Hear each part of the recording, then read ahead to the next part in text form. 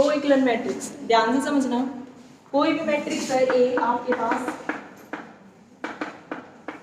n cross n order की, ठीक है। इस मैट्रिक्स को हम बोलेंगे कि ये रो इक्विवेलेंट फॉर्म में, या फिर ये जो मैट्रिक्स है ये रो इक्विवेलेंट मैट्रिक्स है अगर ये 3 कंडीशंस को सेटिस्फाई कर दे, ठीक है। अब वो 3 कंडीशंस कौन कौन सी है? फर्स्ट कंडीशन है बच्चों, फर्स्ट कंडीशन ये है कि अगर आपके पास जो भी नॉन जीरो रोज है उनका फर्स्ट नॉन जीरो एलिमेंट 1 होना चाहिए, और उसको हम क्या बोलते हैं? लीडिंग एलिमेंट, पिवोट या फिर की एलिमेंट, ठीक है। ये आपकी फर्स्ट कंडीशन। फर्स्ट कंडीशन के अकॉर्डिंग ये कहा गया है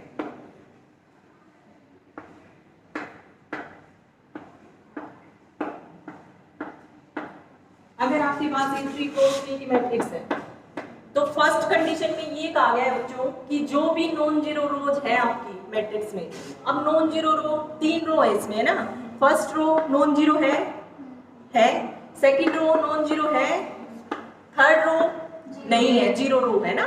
तो थर्ड रो को तो छोड़ दो। फर्स्ट कंडीशन में ये कहा गया है कि जो आपकी नॉन जीरो रो है, तो मतलब फर्स्ट है और सेकंड है, इनमें जो फर्स्ट नॉन जीरो एलिमेंट होगा, तो यहाँ पर फर्स्ट, इस फर्स्ट रो में फर्स्ट नॉन जीरो एलिमेंट कौन सा है? 1, तो ये 1 ही होना चाहिए, ये कहा गया है फर्स्ट कंडीशन में। और इसको हम बोलेंगे पिवोट, लीडिंग एलिमेंट या फिर की एलिमेंट। उसके बाद ये सेकंड नॉन जीरो रो है, इस सेकंड नॉन जीरो रो में फर्स्ट नॉन जीरो एलिमेंट कौन सा है? ये 1 है, तो ये यहाँ पर भी 1 होना चाहिए। मतलब अगर यहाँ पर 2 होता ना बच्चों, तो इसको आप 1 बना लेते एलिमेंट्री ऑपरेशन का यूज करके, ठीक है। तो ये भी 1 होना चाहिए यहाँ पे, और इसको भी हम क्या बोल देंगे? पिवोट या फिर लीडिंग एलिमेंट और की एलिमेंट।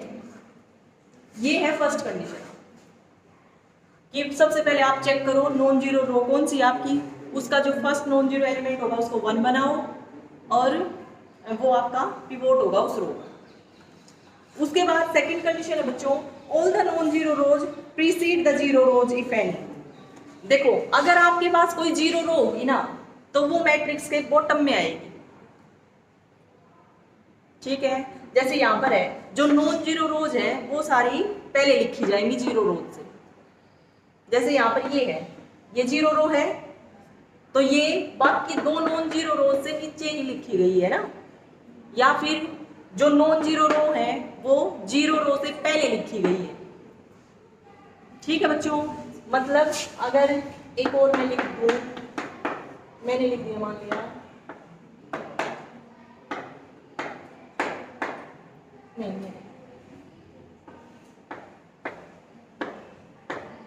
ये लिख दिया बच्चों, मान लिया, ठीक है। तो यहाँ पर सेकंड कंडीशन, फर्स्ट कंडीशन मैंने समझा दी है, फर्स्ट कंडीशन हम चेक कर लेंगे, यहाँ पे नहीं हो रही, इसको 1 बना लेंगे फिर हो जाएगी, ठीक है। लेकिन अब सेकंड कंडीशन बता रही हूँ मैं आपको। सेकंड कंडीशन में क्या कहा गया है कि अगर कोई जीरो रो है तो वो आपकी बॉटम में होनी चाहिए, ठीक है। तो जीरो रो ये वाली है ना, ये फर्स्ट नॉन जीरो रो, ये थर्ड भी नॉन जीरो रो, जीरो रो है सेकंड, तो ये आपकी नीचे होनी चाहिए थी। नहीं है तो हम बना लेंगे। क्या करोगे? एलिमेंट्री ऑपरेशन अप्लाई कर दो। एलिमेंट्री ऑपरेशन कौन सा लगाओगे? यहाँ पे R2 और R3 को इंटरचेंज कर दो, ठीक है। और इंटरचेंज करोगे तो वो इसके इक्विवेलेंट मैट्रिक्स आ जाएगी। रैंक पे तो कोई फर्क नहीं पड़ेगा, है ना, तो रैंक तो सेम रहती है इक्विवेलेंट मैट्रिक्स की, ठीक है बच्चों। तो सेकंड में ये कहा गया है all the non zero rose preceded the zero rose if any.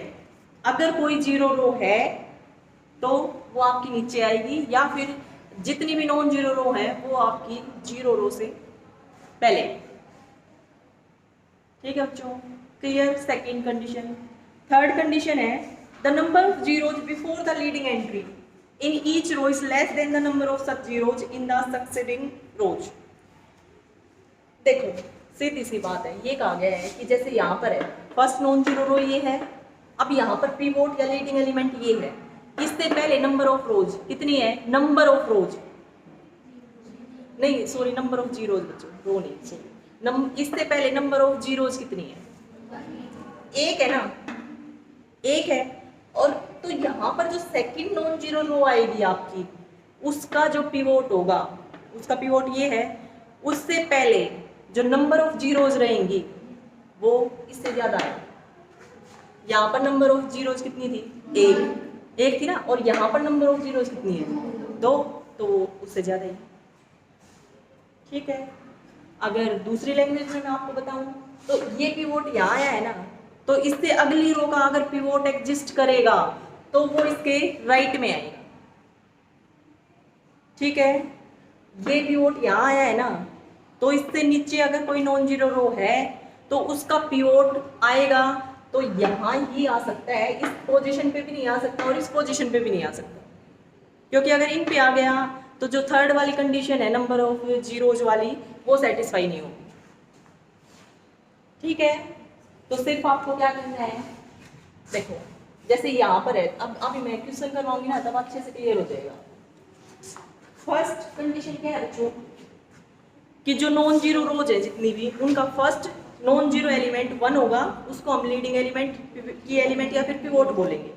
Second condition ये है कि अगर कोई जीरो रो है आपकी तो वो नीचे आएगी।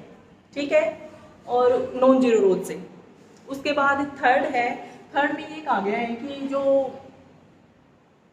आपकी नंबर ऑफ जीरो जाएंगी ना फर्स्ट रो की, फर्स्ट नॉन जीरो रो की, वो लेस देन रहेंगी सेकंड जो पिवोट से आगे जितनी भी जीरो है आपकी, जीरोज, नंबर ऑफ जीरोज, उससे ही लेस रहेंगी। ठीक है। या फिर सिंपल आप ये देख लेना कि जो पिवोट आएगा सेकंड रो का अगर एग्जिस्ट कर रहा है तो वो फर्स्ट रो से राइट में होगा, ना उसके नीचे आ सकता ना उसके लेफ्ट में आ सकता, उसके राइट में ही है।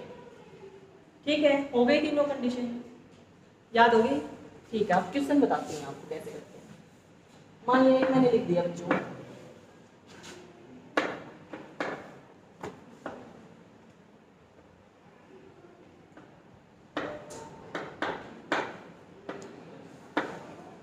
कुछ एक मैं लिख के बता रही हूँ आपको कि रो इक्वल फॉर्म में है या नहीं मैट्रिक्स। ठीक है, फिर करेंगे कि अगर कोई नहीं है तो उसको कैसे बनाएंगे। ये मैट्रिक्स लिखी बच्चों में 3x3 की मैट्रिक्स, जरूरी नहीं है आप 3x3 की लो, आप m×n की ले सकते हो, m और n नॉट इक्वल भी हो सकते हैं आपको। ठीक है, यहाँ पर देखो आपकी सबसे फर्स्ट कंडीशन ये है कि जो नॉन जीरो रो है उनका first non zero element check करो आप। ठीक है, तो फर्स्ट नॉन जीरो रो ये है, फिर एक नॉन जीरो रो ये है, बस थर्ड तो जीरो रो है। अब जो ये फर्स्ट नॉन जीरो रो है इसका आपको first non zero element check करना है। अब फर्स्ट रो का फर्स्ट नॉन जीरो एलिमेंट कौन सा है? 1, ये रहा, 1 ही होना चाहिए, है 1। अब सेकंड नॉन जीरो रो ये है, इसका फर्स्ट नॉन जीरो एलिमेंट कौन सा है? 1, यहाँ पर भी 1 ही होना चाहिए था। तो फर्स्ट जो रो है उसका तो पिवोट हो गया ये, और जो सेकंड रो है उसका पिवोट हो गया ये। ठीक है, फर्स्ट कंडीशन कर लिया हमने चेक। उसके बाद है सेकंड कंडीशन। सेकंड कंडीशन में ये कहा गया है कि अगर कोई जीरो रो है तो वो नॉन जीरो रो से नीचे ही आएगी। ठीक है, तो जीरो रो है यहाँ पे है और वो नॉन जीरो रो से नीचे ही है ना, तो हो गई सेकंड कंडीशन भी सेटिस्फाई।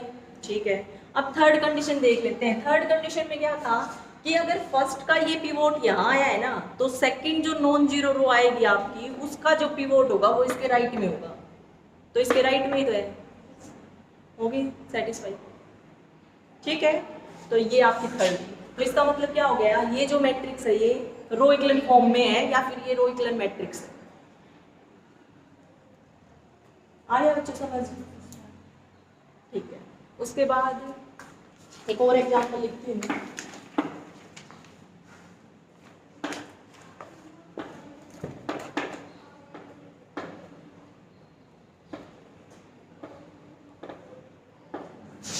ये है, ये मैट्रिक्स ले लिया। ठीक है, क्या साइज है? 2/4। अब एक बात बताओ, देखते हैं कि ये मैट्रिक्स जो है आपकी, क्या ये रो इक्विवेलेंट फॉर्म में है या नहीं है। तो उसके लिए फर्स्ट कंडीशन क्या है बच्चों, कि जो भी नॉन जीरो रोज है, आप पहले तो वो देखो। ठीक है, नॉन जीरो रोज फर्स्ट ये है, नॉन जीरो है, सेकंड ये है, नॉन जीरो है ना। अगर एक भी एलिमेंट नॉन जीरो है उसमें तो वो रो नॉन जीरो हो जाएगी आप। ठीक है, अब जैसे ये फर्स्ट है, अब क्या करना है आपको, नॉन जीरो रो तो आपने देख ली दोनों ही है, अब उन दोनों रो में पहले फर्स्ट में देखो, जो फर्स्ट नॉन जीरो एलिमेंट है वो चेक करो आप। यहाँ पर फर्स्ट नॉन जीरो एलिमेंट कौन सा है? 1। कंडीशन में यही था, 1 ही होना चाहिए। ठीक है, 1 है तो ये पिवोट हो गया, लीडिंग एलिमेंट या फिर की एलिमेंट बोल दो इसको। उसके बाद ये आपकी सेकंड नॉन जीरो रो है। अब इस सेकंड नॉन जीरो रो में जो फर्स्ट नॉन जीरो एलिमेंट है वो कौन सा है? 1 ही होना चाहिए था, तो फर्स्ट कंडीशन सेटिस्फाई। अब उसके बाद सेकंड कंडीशन, अगर कोई जीरो रो है तो वो नॉन जीरो रो के नीचे आएगी, लास्ट में आएगी। तो यहाँ पर तो है ही नहीं, जीरो है ही नहीं, 2 ही रो है, वो दोनों की दोनों नॉन जीरो है, तो नहीं है तो ठीक है। उसके बाद थर्ड कंडीशन में क्या कहा गया है कि जो पिवोट है ना, वो जैसे यहाँ पर ये पिवोट, फर्स्ट रो का पिवोट ये है, तो सेकंड रो का अगर पिवोट एग्जिस्ट कर रहा है तो वो इसके राइट में आएगा। तो इसके राइट में है, राइट में ही है। ठीक है, तो तीनों कंडीशन सेटिस्फाई। तो ये मैट्रिक्स कैसी होगी आपकी? रो इक्विवेलेंट फॉर्म में है ये, या रो इक्विवेलेंट मैट्रिक्स है।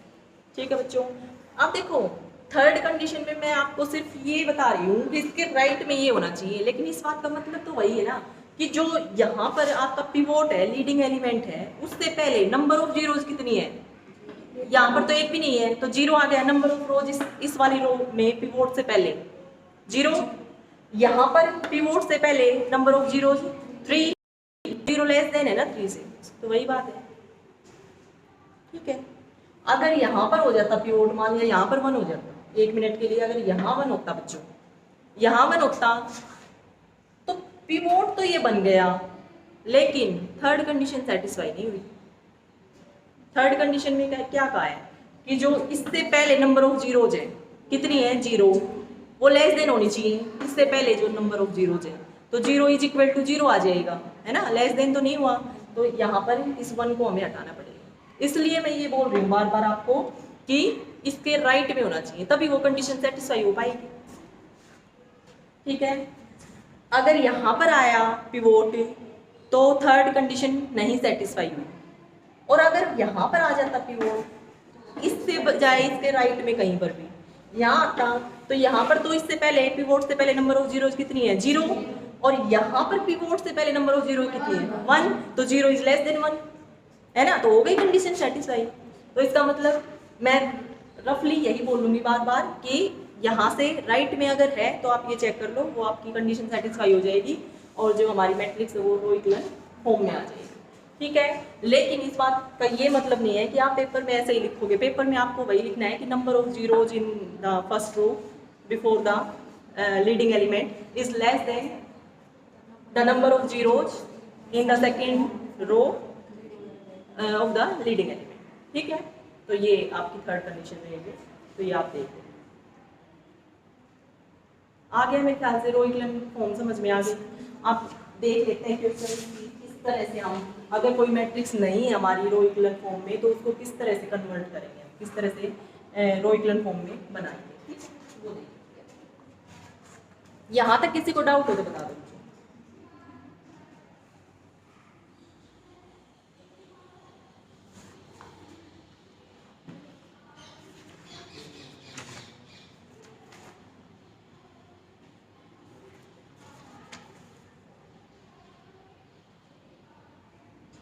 फर्स्ट ही करवा देती हूँ।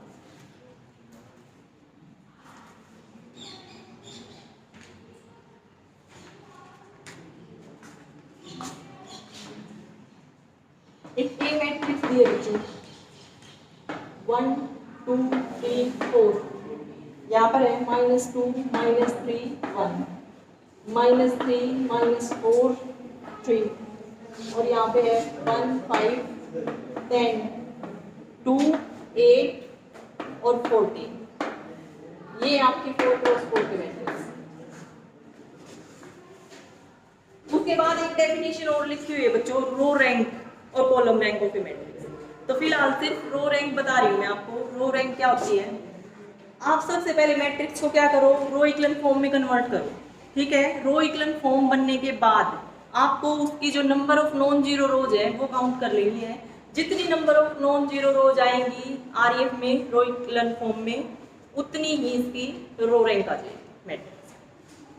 ठीक है, और रैंक इक्वली होती है, आप डिटर्मिनेंट फॉर्म से निकाल लो या फिर रो रैंक निकाल लो या फिर कॉलम रैंक निकाल लो, आंसर आपका सेम ही रहेगा। जैसे हमने एक्सरसाइज 2.1 में क्या सीखा है, माइनर की हेल्प से रैंक निकालनी सीखी है ना, डिटर्मिनेंटल फॉर्म थी रैंक निकालने की। तो यहाँ पर हम रो रैंक और कॉलम रैंक पढ़ेंगे।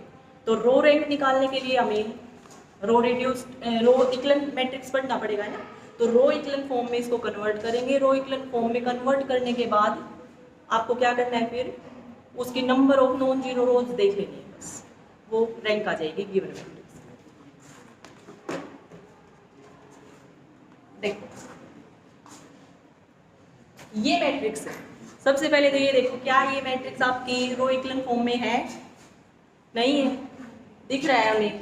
फर्स्ट का पिवोट तो ये आ गया है ना, सेकंड का पिवोट इसके -2 है ना, और उसको 1 बनाएंगे हम। चलो 1 ना भी बनाए 1%, नॉन जीरो नंबर होना चाहिए, तो भी इसके नीचे है ना, 0 होना चाहिए था यहाँ पे। थर्ड कंडीशन सेटिस्फाई नहीं हुई, तो ये जो है आपकी रो इक्विवेलेंट फॉर्म में तो नहीं है ये मैट्रिक्स। तो इसको बनाएंगे हम रो इक्विवेलेंट फॉर्म में। रो इक्विवेलेंट फॉर्म में बनाने के लिए हम क्या कर सकते हैं, एलिमेंट्री ऑपरेशंस का यूज कर सकते हैं। एलिमेंट्री ऑपरेशन का यूज करके इसके इक्विवेलेंट मैट्रिक्स आ जाएंगी, और इक्विवेलेंट मैट्रिक्स की उस मैट्रिक्स की या फिर इस मैट्रिक्स की रैंक तो सेम ही होगी। ठीक है, तो करते हैं। देखो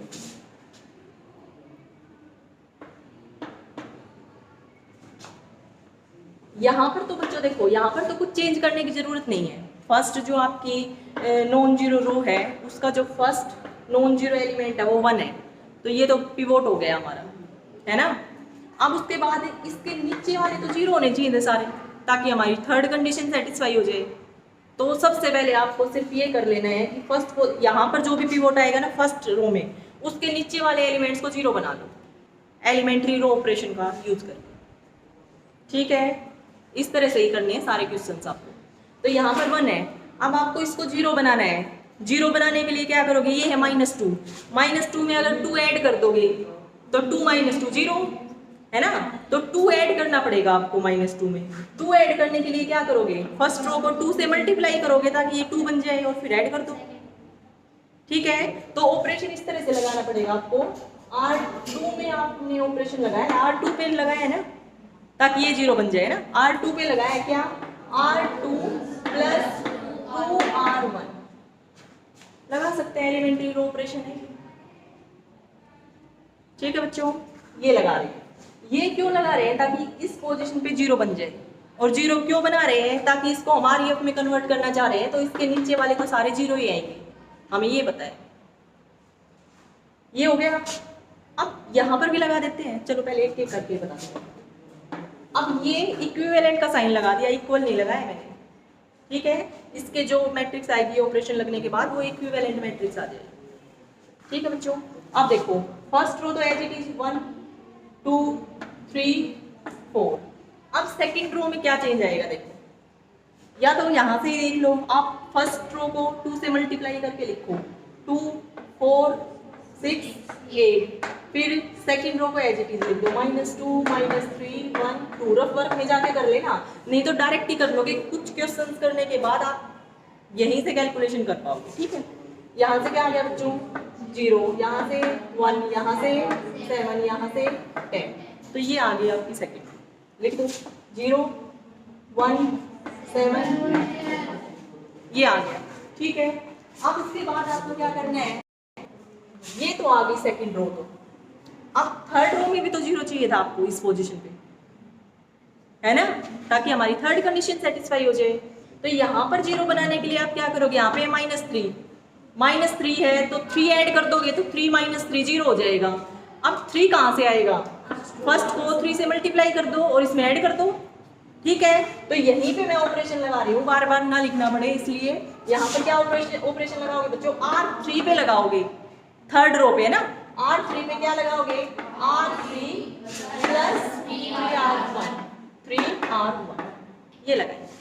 ठीक है, लगा के लिख दो थर्ड रो। देखो 3 से मल्टीप्लाई करोगे तो 3 6 9 12, और थर्ड रो है आपकी -3 -4 5 8। कर दो ऐड, 0 2, यहाँ पे 14, यहाँ पे 20। ये आ गया, यहाँ पे लिखो 0, 2, 14 और 20, ये आ गया। ठीक है बच्चों, यहाँ तक आ गया समझ। उसके बाद ये इस पोजीशन पे भी 0 आ गया है ना। अब यहाँ पर भी तो हमें 0 चाहिए, तो इसको 0 बनाने के लिए ये 1 है, 1 में से 1 को सब्ट्रैक्ट कर दोगे तो 0 बन जाएगा। अब फर्स्ट रो में 1 है तो आप क्या करोगे, इस पे लगाओ R3 माइनस R1 है ना, इस पे ऑपरेशन लगा दो R4 पे, सो R4 पे ऑपरेशन लगा दो R4 माइनस, ठीक है बच्चों, ताकि वो 0 बन जाए। अब R4 पे ऑपरेशन लगाओगे, R4 है आपके पास 1, 3, 10, 14 और माइनस में ये कर दिया -1, -2, -3, -4, 0, 1, 7, ये आ गया 4, लिख दो यहाँ पे 0, 1, 7 और 10, ये आ गया। अब देखो मुझे तो यहीं से पता चल गया इसकी रैंक 2 आएगी, बट कुछ आप कर लोगे ना, प्रैक्टिस कर लोगे क्वेश्चंस की, तो उसके बाद आपको भी समझ आ जाए। ठीक है, देखो अब यहाँ पर ये पिवोट हो गया, ठीक है। अब सेकंड रो में देखते हैं, सेकंड नॉन जीरो रो है, उसमें फर्स्ट नॉन जीरो एलिमेंट ये 1 ही होना चाहिए, ये पिवोट हो गया, ठीक है। अब ये पिवोट हो गया, यहाँ तक तो ठीक आ गई हमारी मैट्रिक्स। अब उसके नीचे देखो, अब इसके नीचे वाले तो 0 होने चाहिए थे। अगर थर्ड रो में पिवोट आए तो इसके राइट में आना चाहिए, इसके नीचे तो 0 आना चाहिए। तो यहाँ पर इस 2 को भी 0 बनाएंगे, इस 1 को भी 0 बनाएंगे। किस तरह बनाओगे, एलिमेंट्री रो ऑपरेशन का यूज करके। हाँ बच्चों बताओ।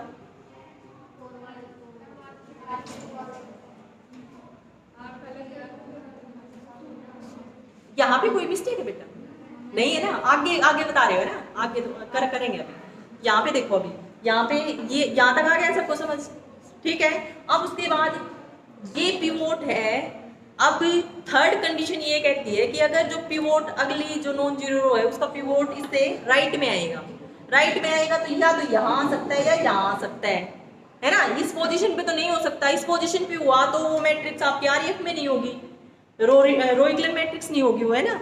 फिर सेम यहाँ पे अब ये पिवोट आ गया है तो इस पोजीशन पे तो पिवोट हो ही नहीं सकता, या तो यहाँ होगा या यहाँ होगा।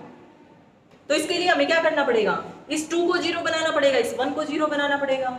इस 2 को 0 बनाने के लिए क्या करेंगे, 2 - 2 0 हो जाएगा, तो -2 चाहिए हमें इस पोजीशन पे। अब इस पोजीशन पे -2 लाने के लिए आप क्या करोगे, यहाँ पे 1 है ना। देखो इसको अगर मल्टीप्लाई करोगे बच्चों आप, अगर मान लिया इसको देखो यहाँ पे आपको ये 2 दिख रहा है, तो -2 अगर आपको लाना है तो कोई बच्चा ये सोच सकता है कि इस फर्स्ट रो को क्यों नहीं माइनस से मल्टीप्लाई कर देते, है ना। तो फिर यहाँ पे इस पोजीशन पे 1 आ जाए, -1 है ना। तो फिर ये तो हमने 0 बनाया था, फिर इसी पे फिर ऑपरेशन लगाओगे, फिर फायदा क्या हुआ, ठीक है। तो हम क्या करेंगे, यहाँ से बनाने की कोशिश करेंगे, क्योंकि 0 - 0 या 0 + 0 या फिर कुछ मल्टीप्लाई करके करोगे तो यहाँ पर तो 0 ही रहेगा, ठीक है। इसको 0 बना देंगे। तो ये है 1 को -2 से मल्टीप्लाई करेंगे और इसमें ऐड कर देंगे, ठीक है। तो ये ऑपरेशन लगाएंगे। अब क्या ऑपरेशन लगेगा बताओ, बताओ R3 पे लगाएंगे क्या, R3 - 2R2, ये ऑपरेशन लगाएंगे, ठीक है। फिर इसके इक्विवेलेंट मैट्रिक्स आ जाएगी। फर्स्ट तो एज इट इज 1 2 3 4, सेकंड भी एज इट इज 0 1 7 10। अब ये देखो R3 पे लगा रहे हैं तो R3 तो एज इट इज लिख दो, 0 2 14 20। अब R2 को -2 से मल्टीप्लाई कर दो, R2 ये रही, -2 से मल्टीप्लाई करोगे तो ये आ गया। अब दोनों को ऐड कर दो, ठीक है। यहाँ पर आ गया 0 0 0, ठीक है। आगे थर्ड रो से ऐड करेंगे तो वहाँ ऊपर साइन प्लस का आना चाहिए ना। कहाँ पे बेटा, वहाँ ऊपर R3 + 2 यहाँ पे हाँ। बेटा -2 से मल्टीप्लाई करना, ऐसे लिख लो, ठीक है। या तो ऐसे लिख दो या ऐसे नहीं लिख रहे तो मैंने आपको डायरेक्ट बता दिया। वैसे तो कैलकुलेशन ऐसे नहीं करनी है आपको, डायरेक्ट ही करनी है। या फिर आप ये कर दो 2R2 यही था ना। तो इसमें क्या किया आपने, 2R2 से मल्टीप्लाई किया और फिर सब्ट्रैक्ट कर दिया, या फिर -2 से मल्टीप्लाई किया, सेकंड रो को ऐड कर दिया, दोनों ही चीज सेम। ठीक है, आ गया बेटा समझ। तो ये आ गई हमारी थर्ड रो 0, थर्ड रो आ गई हमारी 0। ठीक है बच्चों, अब देखो अब इस पोजीशन पे भी तो 0 चाहिए है ना। तो इस पोजीशन पे 0 कैसे आएगा, ये 1 है, 1 - 1 करोगे तो 0 आ जाएगा, ये 1 है तो R4 - R2।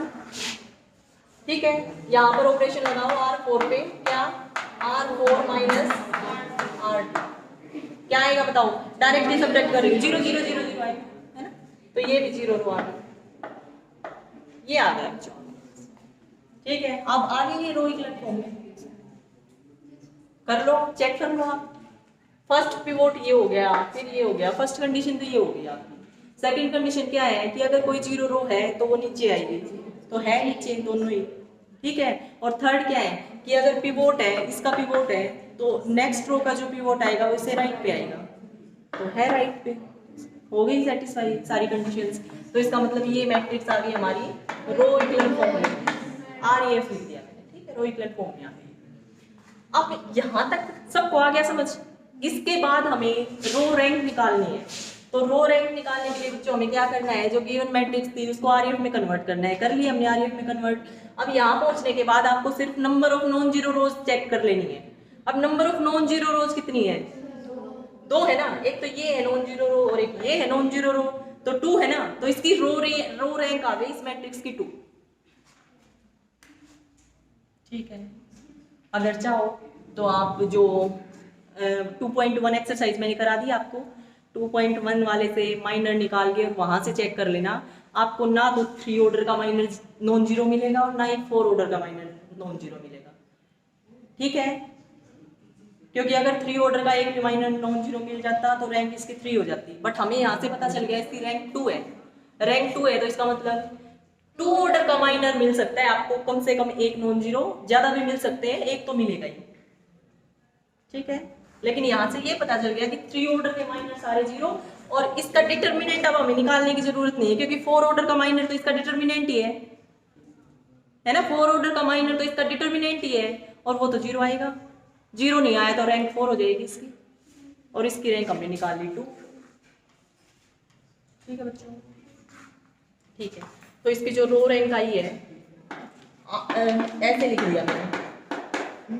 ठीक है, इसका मतलब है रो रैंक निकाल ली हमने की, वो आ गई।